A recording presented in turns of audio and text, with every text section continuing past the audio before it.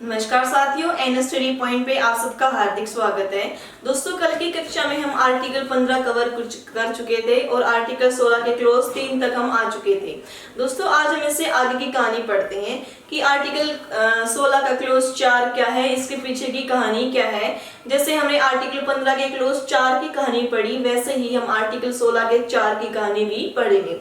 दोस्तों, इससे पहले आपको ये पता है कि हमारा जो आर्टिकल 15 है और जो आर्टिकल 16 है, इन दोनों ने क्या है, आरक्षण को कानूनी मान्यता दिलवाई। जहाँ आर्टिकल 15 क्या एडमिशन में रिजर्वेशन की बात करता है, वही हमारा जो आर्टिकल 16 है वो जॉब में रिजर्वेशन की बात करता है। ठीक है, अब क्या होता है, 1978 तक आते आते ये मांग उठनी शुरू हो जाती है कि रिजर्वेशन दिया जाए, पिछड़े वर्ग को रिजर्वेशन दिया जाए। एक्चुअल में रिजर्वेशन की बात नहीं थी, बात क्या है एक्चुअल में कि पिछड़ा वर्ग है कौन, इसकी पहचान करने के लिए आपके पास कौन सा कानूनी दायरा है कि आप इसको पिछड़ा वर्ग कह सकते हैं। इसके लिए क्या है दोस्तों, सरकार के द्वारा 1979 में क्या किया गया, मंडल आयोग की स्थापना की गई, बीपी मंडल की अध्यक्षता में। उस टाइम पे किसकी सरकार चल रही थी, हमारी मोरारजी देसाई जी की सरकार चल रही थी। ठीक है, अब पिछड़े वर्ग की पहचान करने के लिए क्या मंडल आयोग की स्थापना की गई, बीपी मंडल की अध्यक्षता में। अब क्या होता है, ये देखिए, इस टाइम का दौर था कि हमारे देश में इमरजेंसी लगी हुई थी, इमरजेंसी हटी, उसके बाद सत्ता का परिवर्तन हुआ, जनता पार्टी की सरकार आई, हमारे मोरारजी देसाई जी प्रधानमंत्री बने। उन्होंने क्या है, बीपी मंडल को कहा कि तुम एक ऐसी रिपोर्ट तैयार करो जो सामाजिक और शैक्षणिक दृष्टि से पिछड़े हुए लोग हैं, वर्ग हैं, उनकी एक लिस्ट तैयार करो। तो इसने क्या है, अपना मंडल आयोग ने अपनी 1980 में अपनी रिपोर्ट पेश की। उसके अकॉर्डिंग क्या था, 3700 के लगभग जातियां ऐसी थी जो पिछड़ी हुई थी सामाजिक और शैक्षणिक दृष्टि से। मतलब देश की आधी आबादी यानी कि 52% हिस्सा क्या था, पिछड़ा हुआ था। और इसमें दोस्तों आश्चर्य की बात यह है कि इसमें एससी और एसटी शामिल नहीं थे, उसके बावजूद भी 52% क्या थी, अन्य पिछड़ा हुआ वर्ग था। ठीक है, अब ये बात ये उभर कर आने लगी कि इस रिपोर्ट के अनुसार तो क्या 52% मतलब देश की आधी आबादी पिछड़ा हुआ है, पिछड़ी आबादी है, और इसमें एससी एसटी शामिल नहीं है। मतलब इस केस के अकॉर्डिंग क्या हुआ, अगर हम एससी और एसटी को भी इसके अंदर मिला लिए तो लगभग देश में कितना रिजर्वेशन हो जाएगा, 75% के लगभग जाकर हमारा रिजर्वेशन तय होगा। लेकिन क्या इतना रिजर्वेशन देना ठीक होगा? तो इस स्थिति में क्या हुआ दोस्तों, ये बात कहाँ चली जाती है, हमारी सुप्रीम कोर्ट में। सुप्रीम कोर्ट में चली जाती है, क्या हम ओबीसी को 52% जो हमारी आधी आबादी है, इनको इतना रिजर्वेशन देना चाहिए। मान लीजिए 1000 सीट है, कितनी सीट है, 1000 सीट है। अगर हम 75% रिजर्वेशन दे देते हैं तो 750 सीट तो रिजर्व होगी ना, बच गई 250 सीटें। क्या जो अन्य जाति के लोग हैं वो इसके लिए अपनी इच्छा जाहिर करेंगे कि हम इनके लिए, मतलब हम सरकारी नौकरी के लिए जो 250 सीट बची हैं, हम उनके लिए आवेदन करना पसंद करते हैं? नामुमकिन है दोस्तों ऐसा, क्योंकि अगर आरक्षण हमने बढ़ा दिया तो उसका लाभ कैसे मिलेगा। अगर सभी लोगों को आरक्षण दे दिया तो फिर उसका लाभ किसको मिलेगा। इसलिए एक वकील थी इंदिरा साहनी, इंदिरा साहनी इस केस को कहाँ लेकर जाती हैं दोस्तों, सुप्रीम कोर्ट में लेके जाती हैं। उन्होंने ये आवाज उठाई कि मुख्य न्यायाधीश से बोली वो कि अगर देश के सभी नागरिकों को 75% मतलब टोटल को 75% आरक्षण दे दिया हमने, तो इसका लाभ कैसे मिलेगा, लाभ क्या हो जाएगा, इसका खत्म हो जाएगा, क्योंकि सभी के पास रिजर्वेशन हो जाएगा। कौन किसके कंपैरिजन में, कंपटीशन में उतरेगा। सोचने की बात है ना ये, अगर सभी को रिजर्वेशन दे दिया गया तो कंपटीशन ही खत्म हो गया, लाभ कोई भी नहीं उठा पाएगा। ठीक है, तो इंदिरा साहनी ने क्या है, इंदिरा साहनी की बात को सुप्रीम कोर्ट ने माना। हमारे मुख्य न्यायाधीश कौन थे उस टाइम पे, एच.एम. कानिया।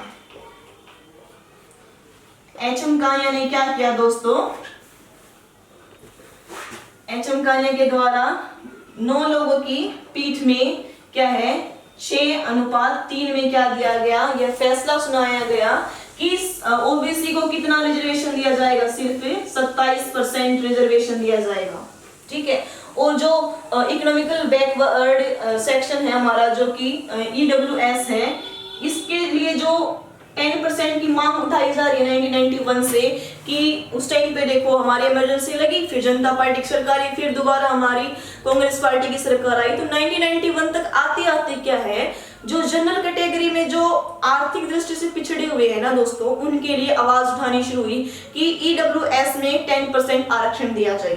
ठीक है, तो इस ईडब्ल्यूएस के 10% आरक्षण को क्या है, सुप्रीम कोर्ट ने अवैध घोषित कर दिया, क्योंकि according to Indira Sahni case हमारा राज्य 50% से ज्यादा रिजर्वेशन नहीं दे सकता।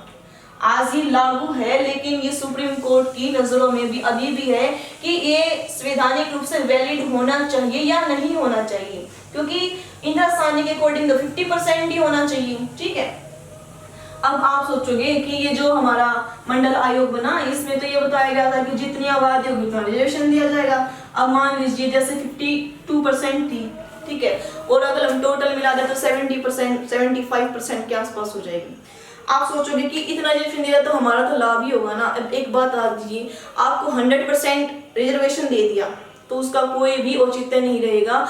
रिजर्वेशन दिया ही क्यों जाता है दोस्तों, समानता लाने के लिए। ठीक है, जो पिछड़े हुए वर्ग हैं, जो नीची जातियां हैं, जो अपना आर्थिक विकास नहीं कर सकती, शैक्षणिक विकास नहीं कर सकती, उनके लिए सरकार क्या करती है, रिजर्वेशन लेकर आती है। ठीक है, अब क्या है, जो हमारा आर्टिकल 16 का 4 है वो क्या कहता है दोस्तों, कि जो पिछड़ा वर्ग है ना, पिछड़े वर्ग में क्या किया गया, दो चीजें फिक्स की गई। एक तो पिछड़ा वर्ग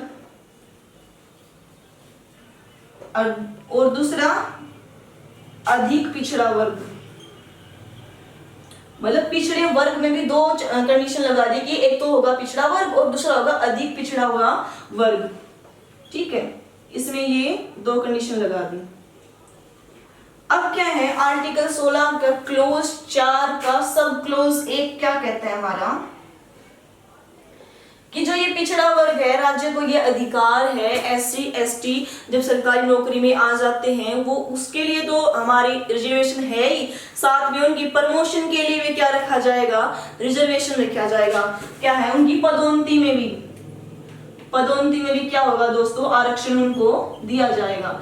अब आपके मन में सवाल पैदा होगा, क्या एससी और एसटी को जॉब में भी रिजर्वेशन देने की जरूरत है क्या, मतलब जॉब में आने के बाद प्रमोशन में भी जरूरत है क्या? जी बिल्कुल जरूरत है, क्योंकि अगर आप मान लीजिए कि उनके ऊपर बड़ी पोस्ट पे कोई जनरल कैटेगरी का व्यक्ति बैठा हुआ है, तो वो तो कास्ट के बेस पर उनके साथ भेदभाव करेगा ना, तो फिर एससी और एसटी की जो विकास कर्म वो तो वहीं रुक जाएगा। इसलिए क्या है, ये माना जाता है कि एससी और एसटी को प्रमोशन में भी रिजर्वेशन देना चाहिए, ताकि वो अपनी कैटेगरी का क्या कर सके दोस्तों, विकास कर सके। और ये हमने कब जोड़ा, ये हमने जो आर्टिकल 16 का क्लोज 4 का जो क्लोज 1 है ना, सब क्लोज 1 है, इसको हमने 77वें कॉन्स्टिट्यूशन अमेंडमेंट के द्वारा जोड़ा। ठीक है, कब जोड़ा, 1995 में। अब इसके बाद आता है आर्टिकल 16 क्लोज 4 का सब क्लोज 2। इसमें क्या कहा गया दोस्तों, एक मिनट,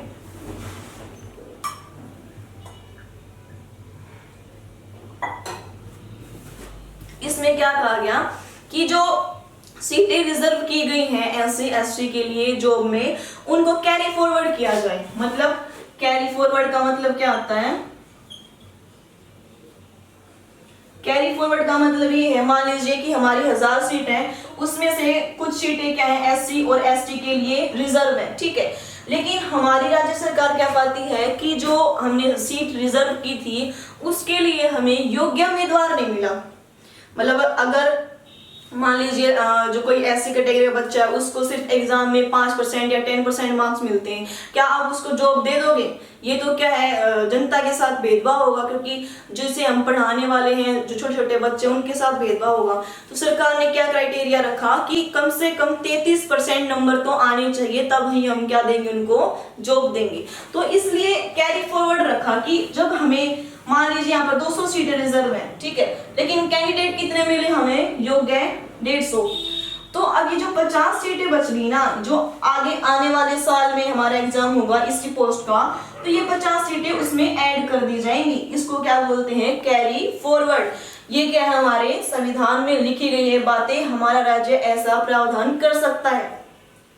अब हमारा जो आर्टिकल 16 का क्लोज 5 है उसमें क्या कहा गया है दोस्तों, आर्टिकल 16 क्लोज 5, इसमें कहा गया है कि राज्य धर्म को लेकर क्या कर सकता है, भेदभाव कर सकता है, मतलब जॉब में भेदभाव कर सकता है। आपको पता होगा कि जो हमारी आर्मी है उसमें क्या है, पंडित, पादरी, मौलवी, इन सब की पोस्ट निकलती है, क्योंकि वहां पर भी तो लोग रहते हैं, उन्हें भी तो उनकी तो किसी भगवान में आस्था होगी।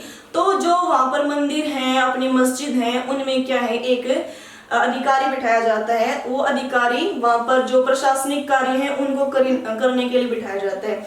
तो उनकी मांग होती है कि हमारे मंदिर में इसी हिंदू धर्म का या फिर मुस्लिम धर्म का पादरी हो या फिर पंडित हो, मौलवी हो, तो धर्म के आधार पर क्या किया जाता है, उस पर भेदभाव किया जा सकता है। ठीक है, आर्टिकल 16 के 6 में क्या बताया गया है दोस्तों, इसको तो आप अच्छे से जानते होंगे, हमने कल भी डिस्कस किया था। ये जो EWS है उसको 10% आरक्षण की बात की गई है। इसका क्राइटेरिया क्या रखा हमारी सरकार ने कि 1000 फीट स्क्वायर का तो क्या होना चाहिए, उसका निवास स्थान होना चाहिए। सालाना उसकी आय कितनी होनी चाहिए, 8 लाख से कम होनी चाहिए। अब आप सोचोगे मतलब 8 लाख मतलब एक महीने की 65,000।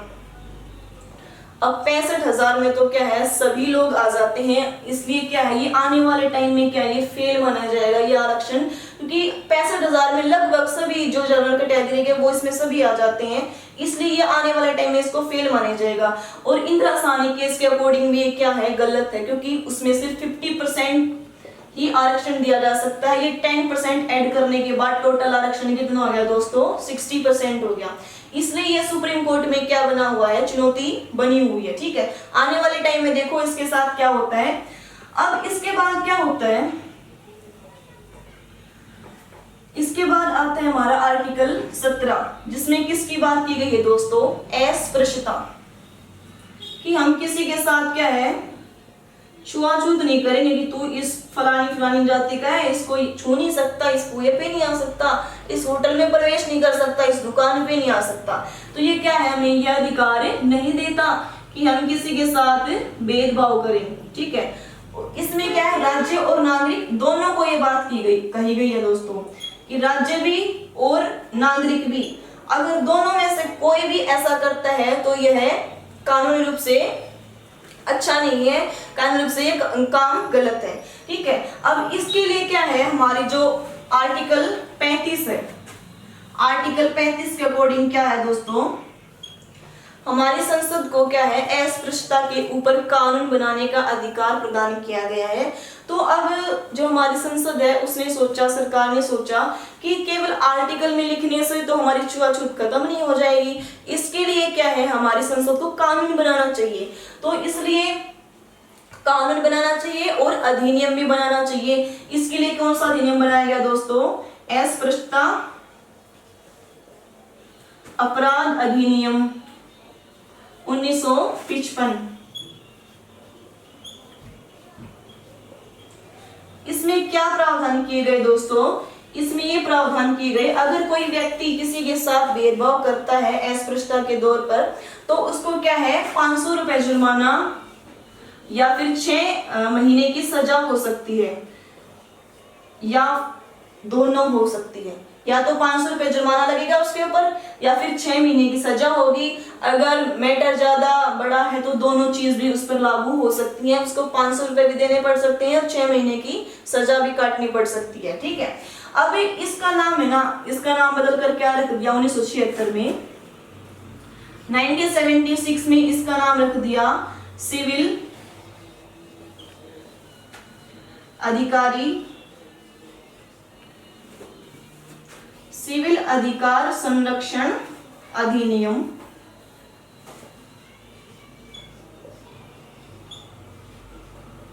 1955। इसका नाम चेंज कर दिया गया दोस्तों 1976 में। ठीक है, 1955।